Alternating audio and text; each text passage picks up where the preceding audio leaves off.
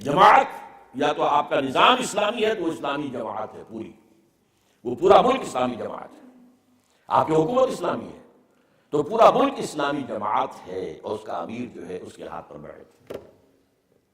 اگر یہ نہیں ہے تو یہ ظاہر بات ہے اسلامی نظام آسمان سے نہیں ٹپکے گا. خود حضور اور صحابہ نے بھی اپنی جد و جہد کے نتیجے میں محمد رسول اللہ والذین معہ اشداء علی الکفار رحماء بینہم، اس کیفیت کے ساتھ جو جد و جہد ہے ذرا آپ اندازہ کیجیے. برڈز آئی ویو بھی لیا جائے سیل تھا تو اندازہ ہو جاتا انہوں نے اس طریقے سے وہ کام کیا ہے.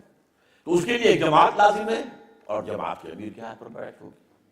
اسی سے وہ حدیث کھل کر سامنے آ جاتی ہے کہ جو مسلم شریف میں ہے من مات ولیس فی عنقہ بیعۃ مات میتۃ جاہلیۃ، جو مسلمان اس حالت میں مرا اس کے گردن میں بیعت کا قلادہ نہیں تھا، وہ جاہلیت کی موت مرا، اسلام کی موت نہیں مرا. انا للہ و انا الیہ راجعون. اور یہ دو ہی شکلیں ہو سکتی ہیں جیسا کہ میں نے کہا.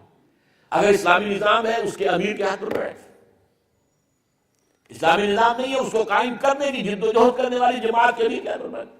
تیسری شکل کیا ہے؟ یا نظام ہے یا نہیں ہے. تیسری شکل تو ہے تو اس کے امیر امیر المومنین اس کے ہاتھ پر بیٹھ. وہ نہیں ہے اس کو قائم کرنے کی جد و جہد کرنے والی جماعت کے امیر کے ہاتھ پر بیٹھ. یہ میرے نزدیک میں نے بارہا کہا، ہمیشہ کہا، یہ تین جو ہے لوازم ہیں اس توبہ. انفرادی توبہ کی بات کر رہا ہوں. میرے یا آپ کے اختیار میں نہیں ہے کہ پوری پاکستانی قوم کو توبہ پر آمادہ کر لیں، لیکن میرے اور آپ کے اختیار میں یہ تو ہے کہ میں خود توبہ کر لوں، آپ خود توبہ کر لیں. ان توبہ کے تقاضوں کو سمجھیں اور خلوص کے ساتھ کریں. توبوا الی اللہ توبۃ نصوحا. اس میں نے تین باتیں بیان کی ہیں. نمبر ایک، جو اخلاقیات ہیں رذائل سے اپنے آپ کو پاک کرنا، اور فضائل اخلاق سے اپنے آپ کو آراستہ کرنا. اچھے اخلاق. خلق حسن، پوچھا گیا سب سے بہتر ایمان والا کون ہے؟ حضور نے فرمایا خلق حسن، جس کے اخلاق اچھے ہیں. اگر وہ اچھے اخلاق پیدا نہیں ہوتا تو اس ایمان کا فائدہ کیا ہوگا؟ وہ ایمان جو ہے وہ تو در حقیقت انسانی شخصیت کی باغ و بہار بنا دینے والی شے ہے. اگر حقیقت میں ہو شریعت کی پوری پابندی جتنی بھی ممکن ہے.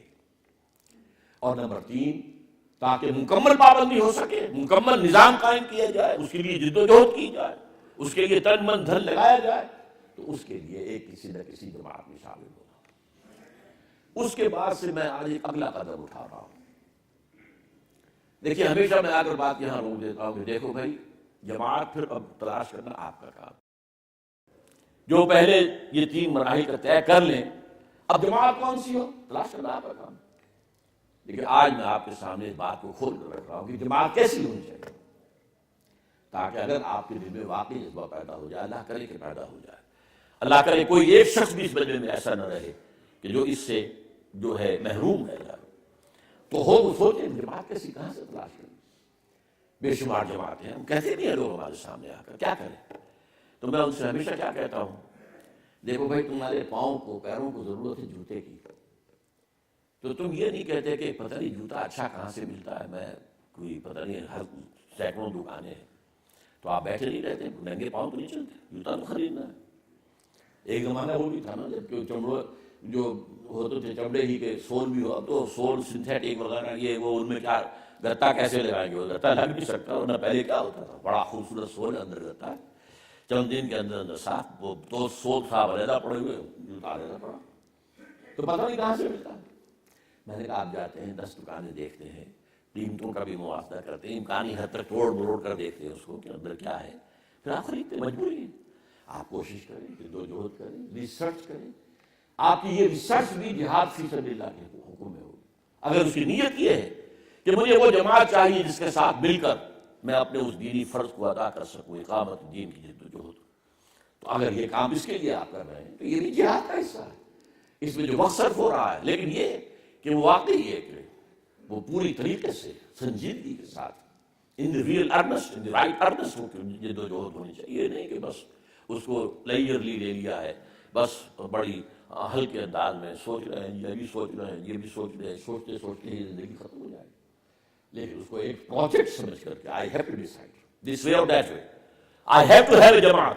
ہو سکتا ہے کہ آپ کو کوئی جماعت کسی وقت جو ہے آپ غلطی سے کسی جماعت میں شامل، کوئی حل نہیں، اپنے کان کھلے رکھیں، آنکھیں کھلے رکھیں، جماعت کے کمپیوٹر کو کام کرنے دیں، سوچتے رہیں، نظر ثانی کرتے رہیں۔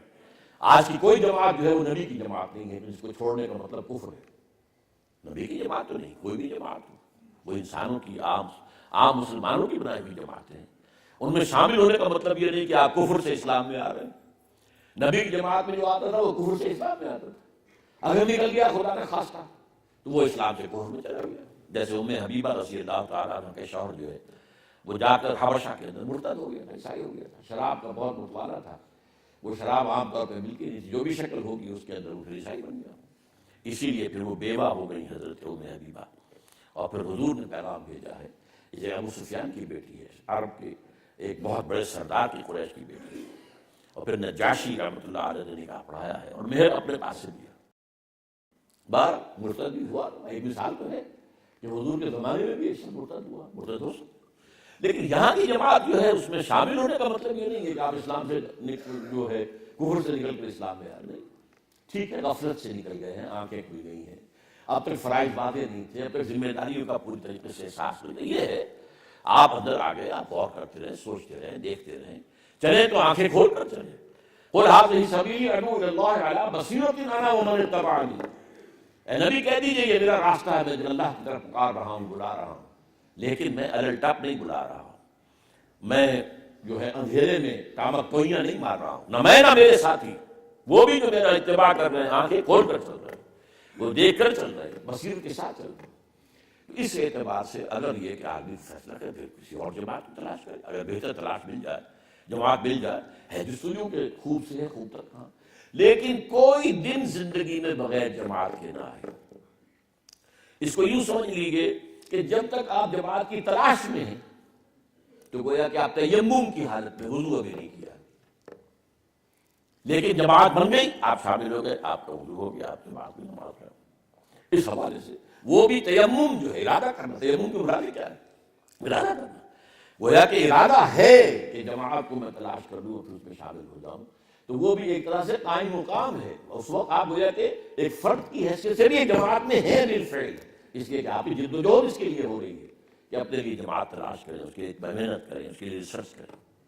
اب میں آپ کو بتاتا ہوں کہ اس کے لیے 4 صفات لازمی ہے، آج کھل کر بات کرنا چاہ رہا ہوں۔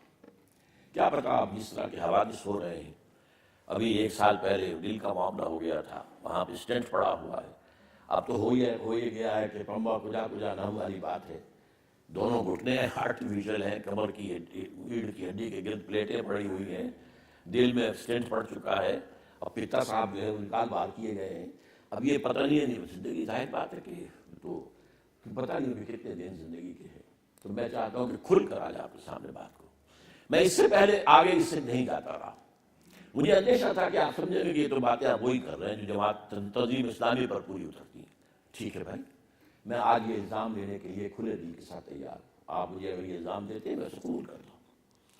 اس جماعت میں 4 چیزیں لازم ہیں، غور سے سن لیجیے۔ نمبر 1، اس کا ڈکلیئرڈ گول ہونا چاہیے اللہ کے دین کو ایک نظام کی حیثیت سے قائم کرنا، نتھنگ شارٹ آف دیٹ۔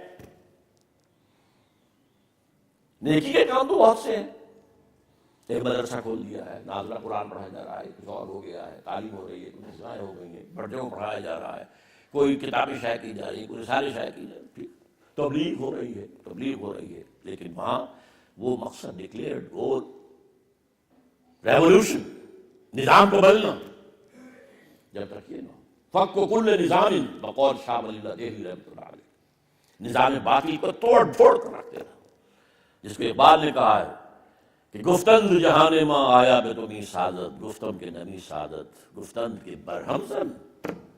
اللہ نے مجھ سے کہا ہے اقبال میں نے تمہیں جس دنیا میں بھیجا ہے تمہیں اچھی لگی ہے؟ میں نے کہا نہیں، مجھے اچھی نہیں لگی، یہ ظلم ہے، اس کی سال ہے، یہاں تو جبر ہے، دباؤ ہے، مجھے پسند۔ فرمایا توڑ دو اس کو، اس توڑ دینے کا نام انقلاب ہے، نظام کو فق و کل نظام، فق کے معنی کھول دینا، توڑ دینا، یہ نظام جڑواں ہوتا ہے، جیسے ہمارے جسم کے اندر جوڑ ہیں، ان کے لیگمنٹس ہیں، تو یہ نظام جو ہے یہ بھی اس کے اندر لیگمنٹس ہوتے بڑے مضبوط، جو ایک دوسرے کو سپورٹ کرتے ہیں، اس نظام کو قائم رکھتے ہیں، اس کو کھول دینا، توڑ دینا، پھوڑ دینا۔ گفتم جہاں ماں آیا دے تو